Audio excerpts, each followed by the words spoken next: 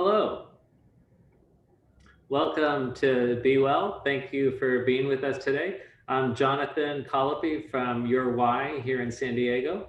I'm truly honored to have the opportunity to have a conversation with our guest today about living a mindful, fulfilling life. As your moderator, I come to you with 30 plus years experience in mindfulness and mental health. And I want to start us with just a quote from Thich Nhat Hanh on living in the present. Breathing in, I calm body and mind. Breathing out, I smile. Dwelling in the present moment, I know this is the only moment. That quote is from his book, Being Peace. I am wanting to introduce our guest today, Brother Phop Lu, who comes to us from just up the street, so to speak, up in Escondido at the Deer Park Monastery. Brother Phop Lu, welcome. Thank you. Thank you for having me. A pleasure, truly. I've ridden my bike near the monastery and have been intrigued about the grounds and the different offerings that go on there. I know it's probably has to be a little unusual during this time with the pandemic, and I know you've tilted your different operations and presentations in a different way, bringing them through virtually. But if you will, share us initially just a little bit about your background, how you came to Deer Park Monastery, and what motivated your expression in this life right now. Sure. Yeah. So I grew up in the States, in Connecticut, and um, went through high school, university, and through that process, I can say I didn't really know how to take care of my emotions. So I learned a lot of things, a lot of knowledge, and many helpful things. And but I learned after I finished university that I still had many things, many anger, sadness, anxiety, and although I had learned kind of how to manage those emotions enough to get grades and get a job and things like that, I didn't feel that I really had understood them deeply. And so that through my early 20s kind of followed me, and also dealing with relationships, and I ended up living abroad for a few years in France and in Spain. And when I came back to the States, I felt a kind of I had also finished a relationship, and so there were many things that were going on inside of me, um, anger around my parents' divorce, but also just about the state of the planet and the climate crisis. And I'd been involved in activism, and I found myself kind of sitting at my mom's house after 8 years of being out of the house, saying, "Okay, what am I going to do now?" and yeah, having just seeing all this anger inside, and also sadness that was not, that was overwhelming me really. Mm. I had a kind of depression for a few months. Mm. But fortunately, I took refuge in nature. I went, almost every day out for long walks with my dog, Mm. and that was very healing. And then I discovered, I heard about a yoga center nearby, and I tried meditation. Mm. I'd learned about Buddhism. Actually, in school, I had a great teacher who taught world religions, but I'd never really touched suffering, the suffering aspect. I agreed with Buddhism, but I didn't really like put it into practice. So that was a moment that, of course, when the suffering comes up, then you what do you do?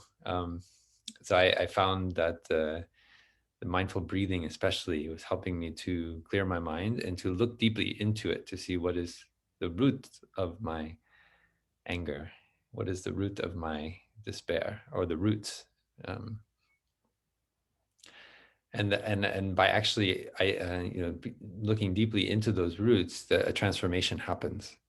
Mm. So understanding is there, and I understand how I nourish that anger, how I nourish that sadness, how I nourish that anxiety. Not completely, but I began to, by looking deeply with mindfulness at the roots of my strong emotions, I was able to see transformation happening. It's a little bit like quantum physics. You by observing the phenomena, like an electron, it changes the system, right? Your observation has an effect on it, and that's what I observe in our, that experience of looking in my mind.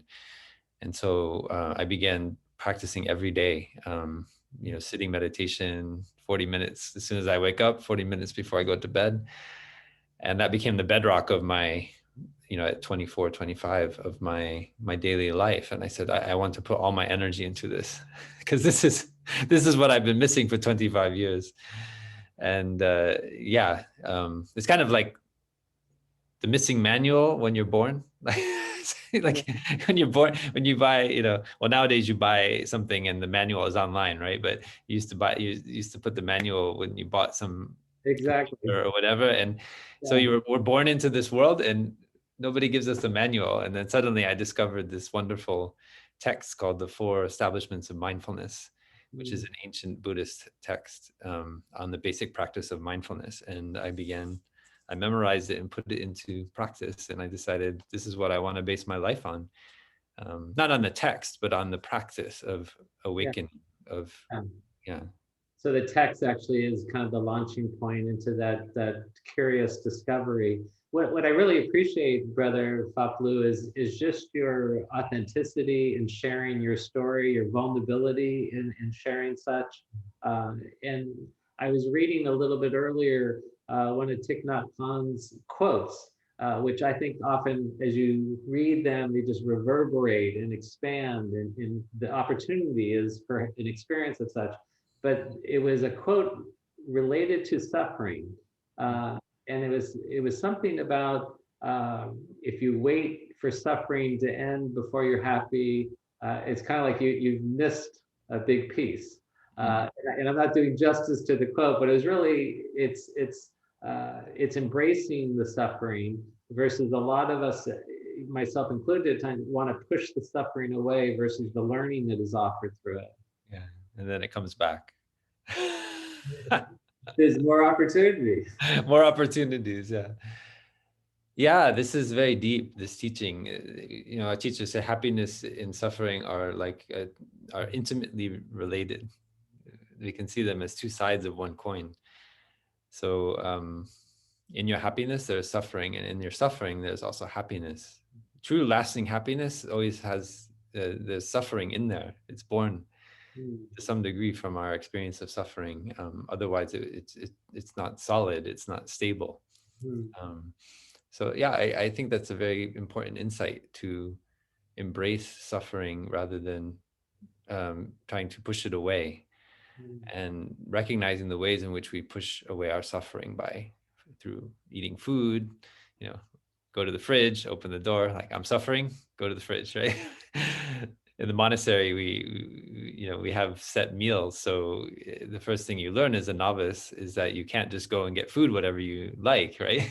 you go and get it at the time the community gets the food. And so you transform that habit of looking for sensual pleasure in order to relieve your suffering. When we're starting out, that's all we can do, right? It's just, I just need a little bit less suffering, right?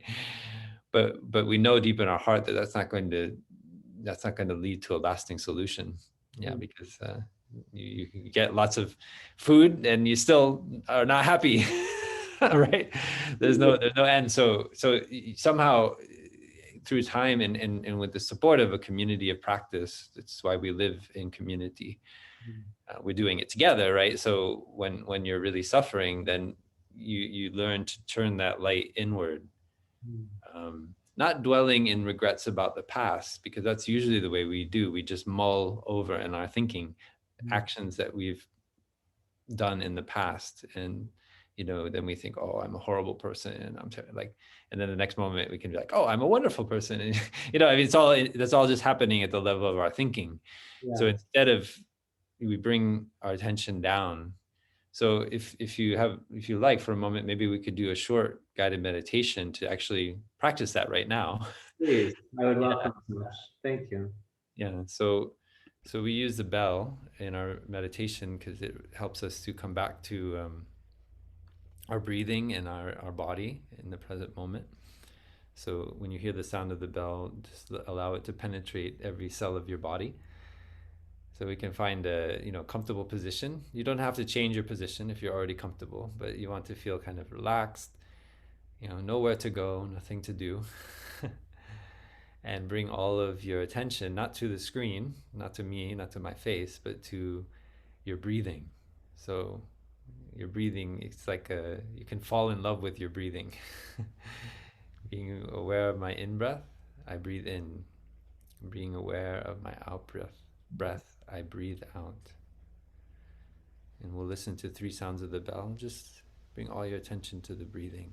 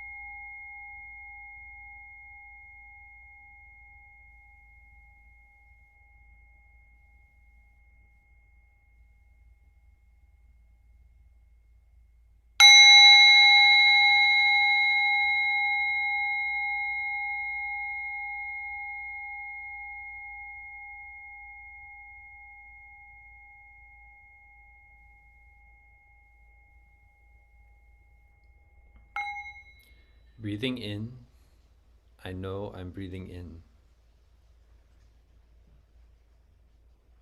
Breathing out, I know I'm breathing out. In, out.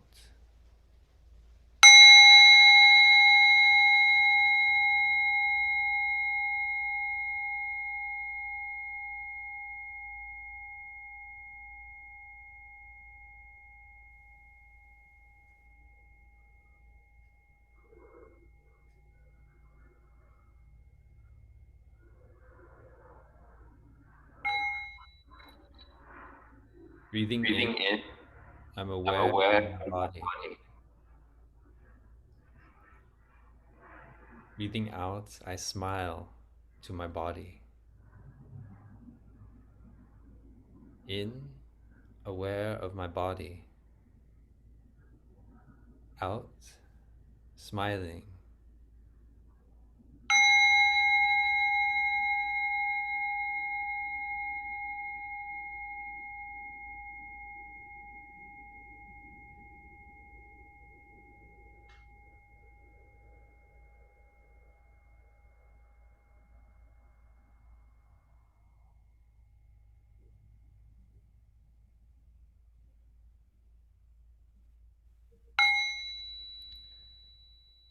Breathing in, I'm aware of any emotion that is present in me. I just embrace it with my awareness. Breathing out, I smile to the emotion. In, aware of the emotion. Out, smiling.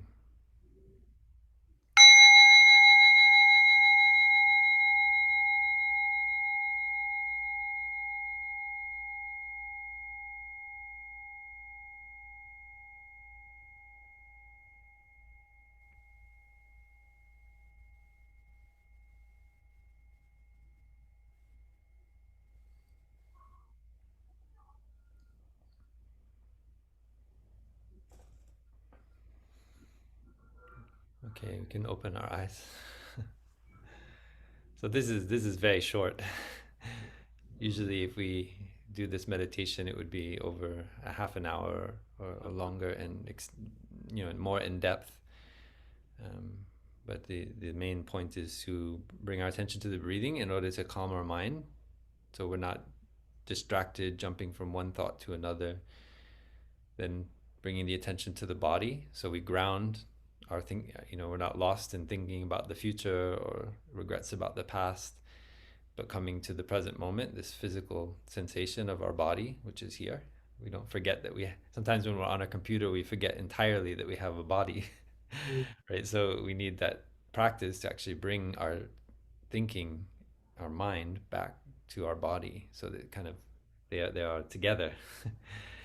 And then the looking deeply within ourselves to see what's there. It's like looking into clear water. When the water's calm, we can see what is there, the fish, the rocks, and so forth. It's very clear. But if it's murky, if it's agitated by the wind, like our distraction, our daily reading the news, jumping from here to there, our attention, then it's more difficult to see what emotion is actually there. What am I holding? What kind of tension is there created by this, perhaps anger, sadness, and so forth? Brother, it's a very rich experience, and the bell just reverberates deeply. And we only had a handful of minutes, so after 30 minutes of just the depth that one can go to, I appreciate you bringing that through. Share with me the smile. Uh, I know my experience when you offer to breathe out with the smile. There's a relaxation. There's a letting go in my experience of.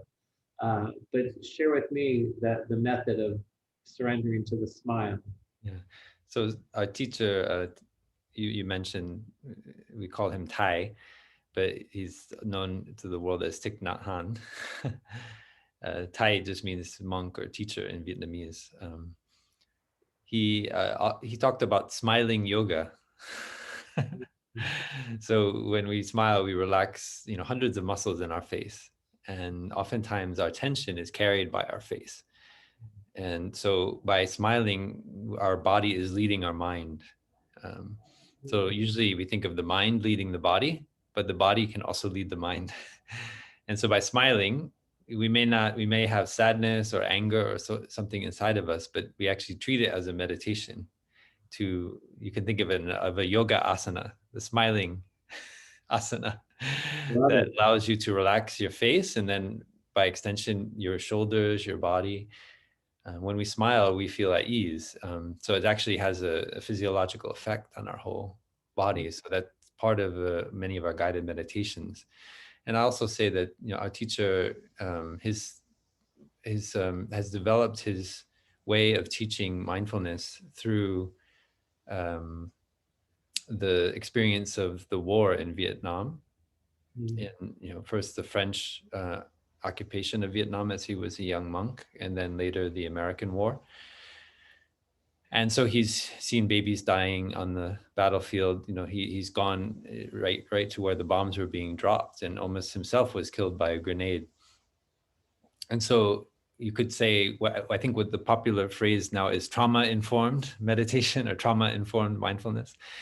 It's already there, right? So in order to heal those traumatic experiences that he himself had in the war in Vietnam, he developed techniques like smiling that are very nonviolent.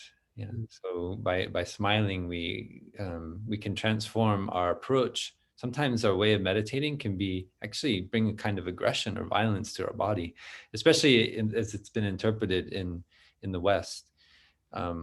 So in my own experience, I found it a very very gentle, but also firm way to train myself actually to relax. Mm. To allow myself to relax by smiling. Yes, it's very disarming too. I know Martha in the chat shared that she couldn't help but not smiling in the facilitation of the experience that you offered.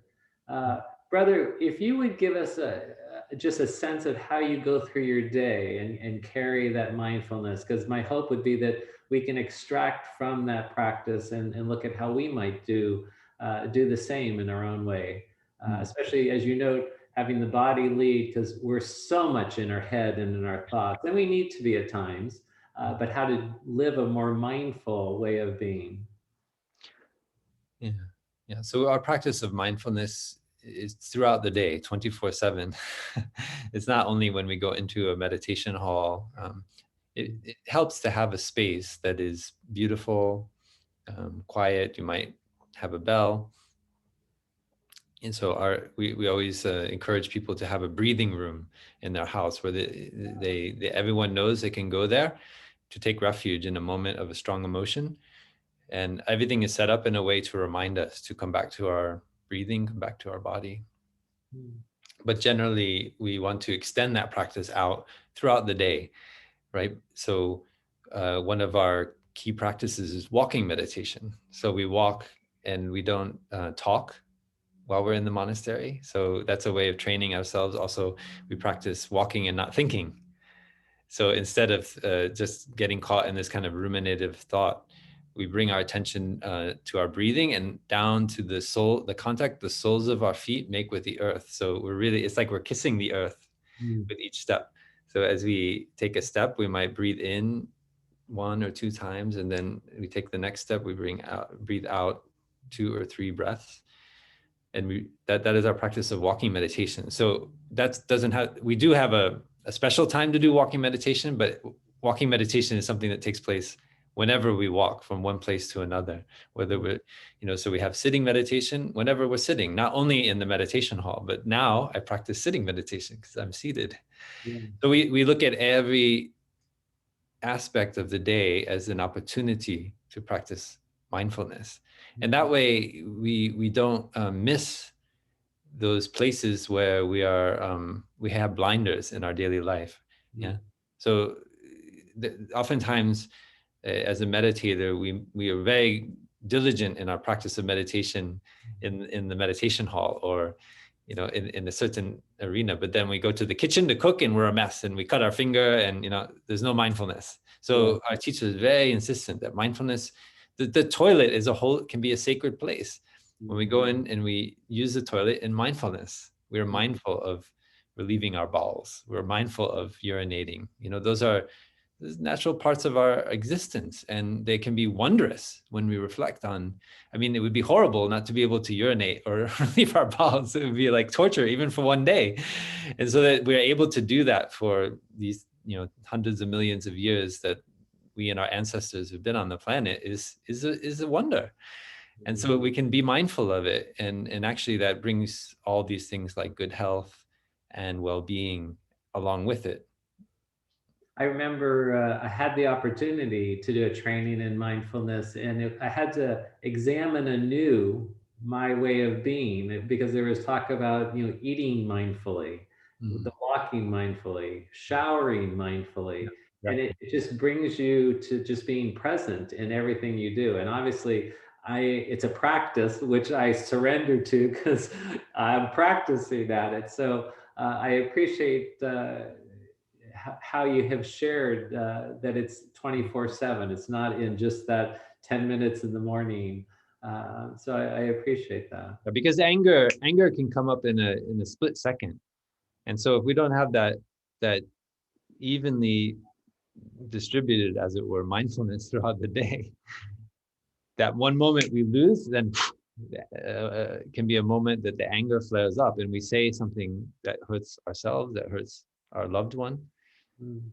Even 23 hours and 59 minutes, 50 seconds of the day, we are mindful, but in that like 8 or 9, and it's not to say that we can't be mindful of being angry, right? But when we're mindful of our anger, the anger becomes less. Yeah. And we see because we keep our mind open, we see that that person is not the only one who is the source of our suffering. They may have said something or done something that, that contributed to our anger, but that's only one condition. Yeah. There are many, many conditions that have given rise to that anger. And so by the practice that we all did together of looking deeply, we actually see that there are many conditions, like our ancestors, our parents, for many generations have transmitted their anger to us. And we are only like part of that continuing stream.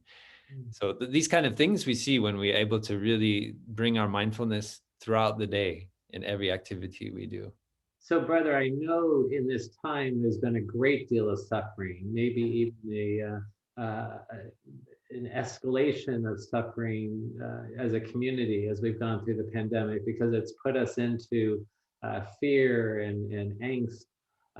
So if you could share just a little bit about how we can enter into holding that suffering in a mindful way, that we're not captured by the fear and angst. Um, Yeah.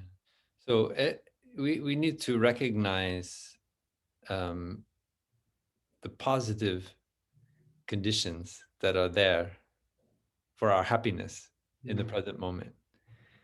So you may like to write down all of the conditions of happiness that you are experiencing right here and right now. Maybe you have eyes that can see, you have ears that can hear, you have, maybe some of us have legs still in good condition, we can walk, and so forth, right? So when we start to, most of us probably listening have had enough food to eat today. So we're very lucky. Not everyone has enough food to eat today. So then we start to see that actually there are many conditions that are there for our happiness. And as we have a bell here, I don't know if you can hear it. It can, it's beautiful. So we can enjoy our breathing.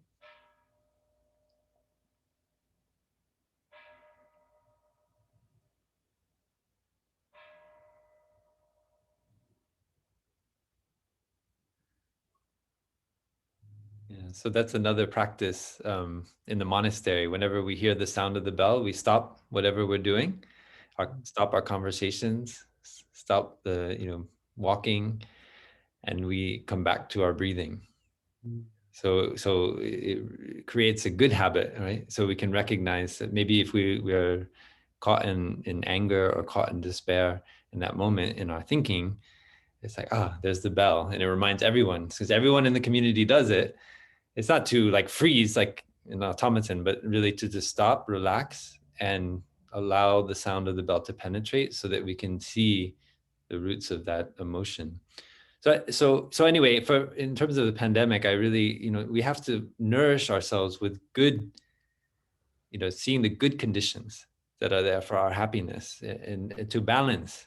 Yeah, because now we are hyper informed, with news, and so actually we often don't get the good news, right? The good news that is also there, that we need to remind ourselves to nourish ourselves with the good things that are happening. There's still air to breathe. Yes. Yes, but like you had shared that part of your journey, you're unhappy with the climate, and so your focus and ours at different times go to those more negative, challenging versus the whole of life and the wonderful things that we have, the positive things, the happiness that is present in our life. And then we have the stability to be able to bring change to the suffering, to help people suffer less. Yeah, if we don't have that stability and that solidity in our way of living, it's very difficult to help others. Mhm. Yeah. That's beautiful. I love, hopefully I will not hear a bell the same after hearing the bell today, and remind me, because I know for me, my challenge is I can get captured with something.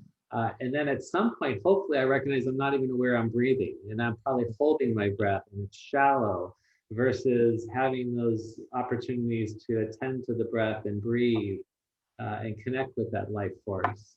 Yeah, and we have a wonderful uh, some friends of ours have developed the Plum Village app, Ah, because many of us are lost in our cell phones and our smartphones, and so we encourage all of you, if you would like to have longer guided meditations, it's freely available. We offer it from our heart. We just passed, I think, our 300,000th download a couple of months ago. oh, So we're not in the business of trying to sell meditation. We're just trying to make it available.